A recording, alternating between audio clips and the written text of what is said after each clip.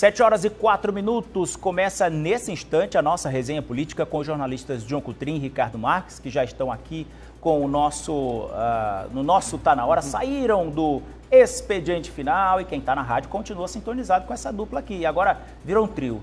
No Expediente Final termina com o trio, né, que tem a Luísa, aí a gente troca a Luísa aqui pelo nosso Tá Na Hora, no caso aqui, eu com vocês. Vamos lá. Essa troca, né, é assim bem... Visualmente não é muita vantagem, visualmente. Não, mas a qualidade profissional mantém aí. Ao vivo, Ricardo, ao vivo a gente fala cada coisa, né? Depois é que vai... Mas sai assim. Não, porque lá eu falo isso, sabe, lá? Porque não, lá eu falo por mim também. Os ouvintes, quando tá só eu e John, lá os ouvintes, vocês são feios demais, cadê a Luísa? É assim mesmo, vamos embora. 7h05. Eu quero falar, Ricardo, a gente estava acompanhando aí essa informação do governo do estado, o governador anunciando aí essa obra de duplicação, essa obra de rodovia estadual, que é importante, né, que liga aqui os municípios, e a gente estava falando, é interessante quando você cria vias alternativas, porque não há mais o que se falar, a não ser melhorar, ampliar, porque daqui 5, 10 anos, como é que vai ficar São Luís, né? Olavo, as capitais, as grandes capitais, todas as saídas delas são rodovias duplicadas, né? Às vezes 4, 5, 6 até faixas, né? E São Luís tem essa deficiência, né? Precisa desse investimento, é um investimento, uma obra estruturante de extrema necessidade, vai facilitar a vida do cidadão, né? Cidadão que transita por uma via extremamente precária, apertada, um trânsito difícil, tráfego intenso de veículos, precisa de fato, né? É uma das obras que, a meu ver, vão marcar o governo Carlos Brandão. Essa obra é extremamente necessária e chega num momento muito oportuno, né? São Luís crescendo, as cidades da região metropolitana, chamada Grande Ilha, também acompanhando esse crescimento populacional, crescimento econômico também, precisa dessa estrutura. E aí a gente falava aqui também no intervalo sobre essa obra da Quarto Centenário que começou, né, que foi feita há muitos anos, mais de 10 anos, né, essa é a conta. E, se eu não me engano, foi no final de 2014 que foi entregue, né? Juntamente com foi mais ou menos ali no mesmo período da Via Expressa. Isso. E é interessante quando você tem ali, aí eu sempre pensava, Ricardo, que seria interessante ir, né, ali na parte contornando o Rio Anil, até passar no Bequimão, Vila Palmeira, porque você desafoga as grandes avenidas, a Avenida dos Franceses, enfim, outras, Daniel de Latouche. Seria interessante aí, é interessante esse tipo de iniciativa, não é, John? Sim, boa noite, olá, boa noite a todos, Ricardo. É importante que haja esses projetos de grande envergadura na capital relacionados ao trânsito. E é importante destacar também que são obras com investimento do governo federal, né, que tem ajudado também muito os governos do estado. E aqui no Maranhão não é diferente. E precisa de obras de mobilidade urbana nas capitais, e essas obras demandam muito investimento, muito dinheiro. Muitas vezes não dá para o município fazer sozinho, não dá para o estado fazer sozinho, é preciso desse aporte. E esse aporte está sendo dado pelo governo federal, aqui com essas obras, não é, na capital maranhense. São obras importantes aí que vão melhorar, sem dúvida, fazer essa interligação toda da ilha. Né? Acho que o mais importante é isso que você falou, essa interligação, porque a Quarta Centenário foi feita e tinha também a Via Expressa. O projeto da Via Expressa não era só aquele não, lá era para, como você falou, era um projeto que ia mais, como você passar pelo Bequimão, ia lá passando ali pelo Angelim também. Era uma obra mais extensa, mas não foi dada continuidade na outra etapa do projeto. Mas a gente vê agora que está havendo essa interligação nessas obras importantes aí para que toda a grande ilha de São Luís haja essa mobilidade melhor.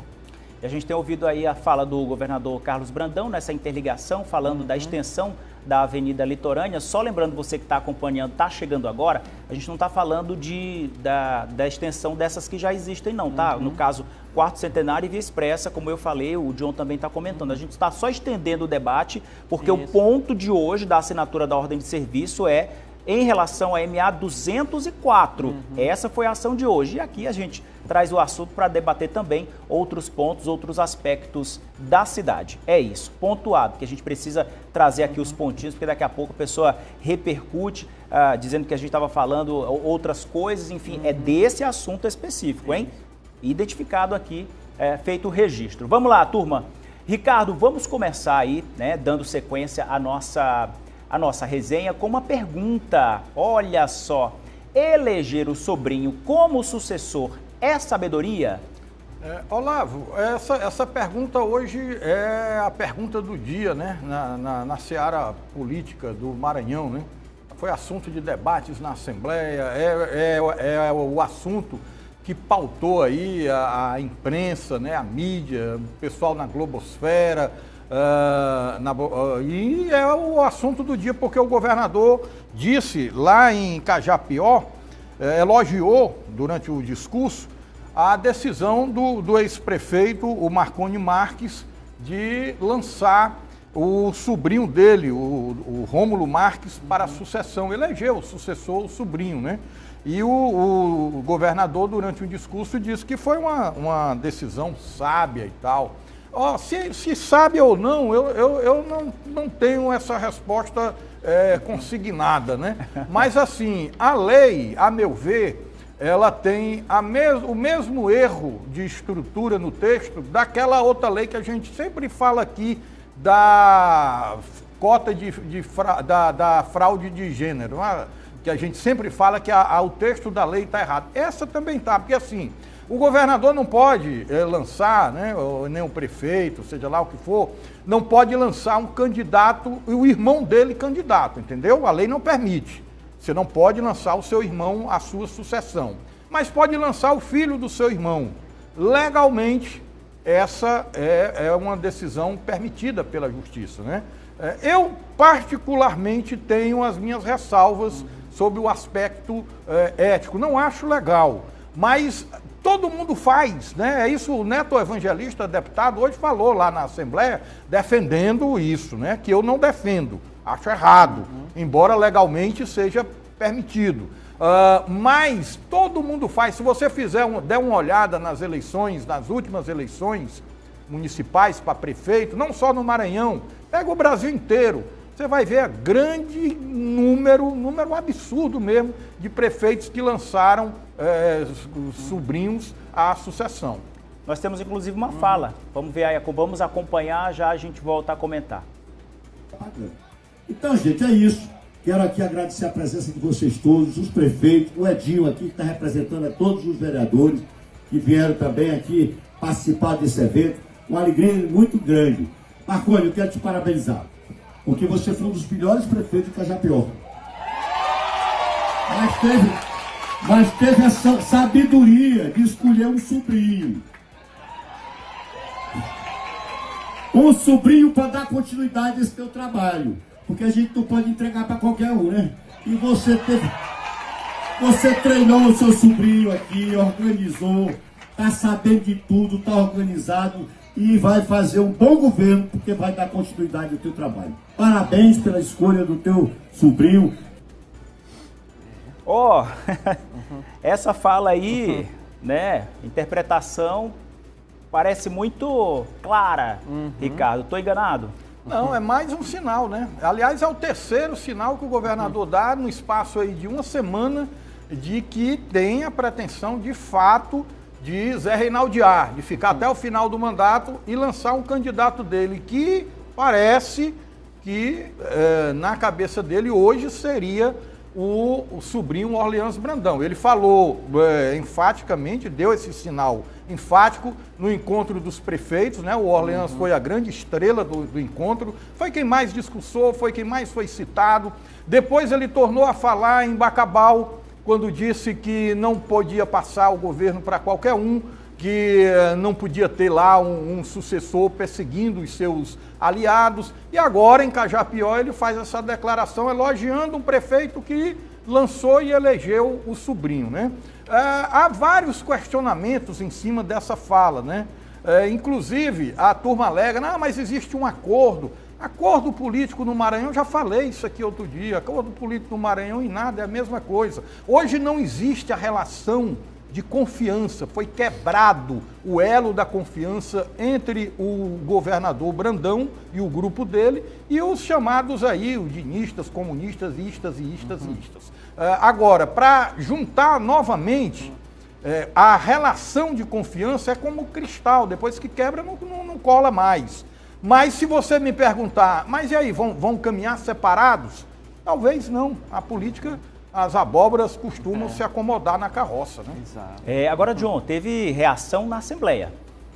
O deputado Neto Evangelista fez um discurso hoje defendendo que o governador Carlos Brandão pode sim indicar o sobrinho, né? Que ele não vê nenhum problema nesse sentido. Acho que a gente tem um vídeo aí? Tem um vídeo. Pega o trecho e a gente comenta depois. Vamos ver.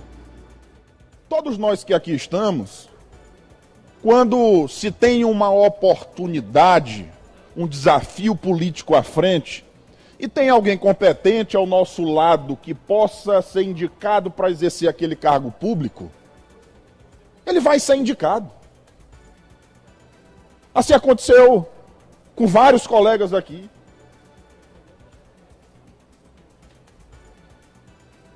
Se o deputado Otelino pode indicar um familiar, deputado Najib, por que o governador não pode? Eu deixo essa pergunta aqui, deputado Florencio. Porque quando é na sua vez, pode. Quando é na vez do governador, não pode. E se assim o governador entender que a sua sucessão deva ser conduzida pelo secretário Orleans Brandão, a sua base aqui está pronta para o desafio, deputado Antônio Pereira. Porque quem convive diariamente ao lado do governador, encontrando os desafios atuais do estado do Maranhão, se a gente pudesse citar uma pessoa principalmente, é o secretário Orleans. Parece que o cenário está mais cristalino do que, Exatamente. né? Mais claro do que isso, impossível, né, John? Antigamente era visto com muita cautela se falar que já era o Orleans o candidato, não é? Não sei se vocês lembram disso. Não, no momento de falar sobre isso, o próprio governador Carlos Brandão é curioso, porque ele disse, não, eu só vou falar de 2026 em 2026, da eleição, né? Mas ele já participou de 3 eventos que ele fala de eleição em 2026. Ele mesmo disse que não quer falar, mas ele fala lá no palanque. E nessas falas dele, então, é uma indireta muito direta, um recado muito direto, que ele está preparando o sobrinho dele, o Orleans Brandão, para ser o candidato para sucedê-lo no Palácio dos Leões. Está muito claro isso aí. Essa fala de Cajapió não deixou margem para dúvidas. O governador pensa hoje em colocar o Orleans. Eu concordo com o Ricardo. Se isso vai acontecer, não sei. Lá na frente, quem sabe todo mundo se entenda, né? Ele pode indicar um outro nome, o Iracema Vale, que é um bom nome também, ou outro, o próprio Felipe Camarão, quem sabe. Mas hoje está muito nítido. Por que está muito nítido? Porque os próprios aliados do governador Carlos Brandão, na Assembleia, por exemplo, falam já abertamente. Né? Não tem mais aquela cautela, eles falam abertamente. Hoje o Neto falou, o Adelmo falou, a Mical já falou ontem, fez um discurso lido, a Mical, né? Falando também do apoio ao Orleans, então todo mundo já está falando, ou seja, já estão preparando a narrativa, o cenário. Hoje vou concordar com o Ricardo de que não é ético, não é o governador lançar o Orleans, que eu não vejo nenhum problema no Orleans, é uma pessoa até que tem capacitada, tem preparo para isso. Mas eu não vejo isso, porque na história do Maranhão, nunca um governador ousou lançar um parente, um familiar para se eleger, como suceder ele, né? Você pega a Rosiana, que até houve aquela discussão de lançar o Sarney Filho, vocês lembram? Sim. Houve um rompimento aí com o Zé Reinaldo, mas acabaram recuando, não é? O Cafeteiro, o Lobão não lançou Edinho, Rosiana não lançou, acho que o Jackson Lago também não, o Flávio Dino nem pensar, esse que não queria nem a família no governo. Então seria a primeira vez que a gente teria um governador mesmo colocando um familiar mais direto, próximo, o sobrinho, né? Aí muita gente Estando avalia... no cargo, né? No cargo, exatamente. E muita gente avalia que seria retroceder, né? A época de feudalismo, de capitania hereditária. Mas assim, tem um lado também e outro lado. Hoje, isso está normalizado. Um prefeito lançar a esposa candidata, não é? O sobrinho, o parente, isso está normalizado no país todo. Então, assim, tem que ver aí como a população vai reagir diante dessa situação, uma classe política, não é? Porque vai colocar um parente aí. Mas, por outro lado, ele tem todo o direito, a justiça, a lei, dá toda a legalidade para ele lançar o sobrinho sem nenhum tipo de problema. Esse ponto da normalização, né, eu também concordo com o Neto Evangelista, né? Todo mundo faz isso. Ele próprio, Neto, lançou agora a mulher vereadora aqui em São Luís. Isso. Nós temos aí no governo o Fufuca, que tem um cunhado, temos o Pedro Lucas, que tem um irmão, temos a Elisiane, que nomeou o marido e o irmão também, o marido num órgão federal, e temos a própria Assembleia Legislativa, os 42 deputados, eles outorgaram a nomeação, a indicação do Daniel Itapari Brandão para o TCE, feita com a anuência do governador. Então, essa coisa do político, de enxergar o cisco no olho do outro e esquecer a trava no olho dele. Aí não dá. É isso. O pessoal está reagindo. Euber Augusto está dizendo boa noite para a gente, boa noite para você também. Euber, ele está falando que virou moda, né? Esse negócio de... disseram que nepotismo, indicar parente, né? E botar sucessor e tal. Ele acredita... vamos lá, o Estado virou a casa da mãe. Epa! Todo mundo bota seus parentes no poder, virou brincadeira. Olha aí, o Elber também está concordando aqui com a nossa bancada, né? Essa indicação de parente. Quem também está com a gente? O Antônio e Tânia, do bairro Paranã. Passo do Lumiar, muito obrigado a vocês pela audiência. Esses aí estão todos os dias, obrigado, viu? Muito bem. Pela audiência de vocês. Tem quem também tá, ó, o rapaz está falando aqui, ó, deixa eu ver quem é, vamos lá. É o Cleudemilson, ele está dizendo que tem certeza que essa prática adotada pelos políticos hoje lembra na época da monarquia, né? O trono passava de pai para filho, isso muito triste, está preocupante para a classe, né? Porque fica aquela imagem, né? Sabendo que é parente, tem essas questões todas aí. Quem também está com a gente é a Dalciana da Vila Embratel. Obrigado, Dalciana, pela sua participação aqui com a gente. 2106-9403 é o número do nosso WhatsApp para você participar. Obviamente, aqui as opiniões que a gente traz aqui são pontos de vista de todos os aspectos. Há quem concorde, há quem não. E por isso a gente abre a sua participação aqui do outro lado. Obviamente, o governador Carlos Brandão vai ter a sua autonomia para negociar, para fazer toda, né, gerir esse processo do ano que vem. E a gente está aqui para comentar, trazer as informações e comentar também para você aí do outro lado, sempre com muito respeito. Antes de terminar, John, nós falávamos esses dias sobre o projeto do reajuste dos salários dos servidores públicos aqui de São Luís. Os vereadores aprovaram o aumento? Aprovaram, Olavo, os vereadores aprovaram, né? Esse reajuste será retroativo ao dia 1º de maio, explicou o líder do governo, o vereador Dr. Joel.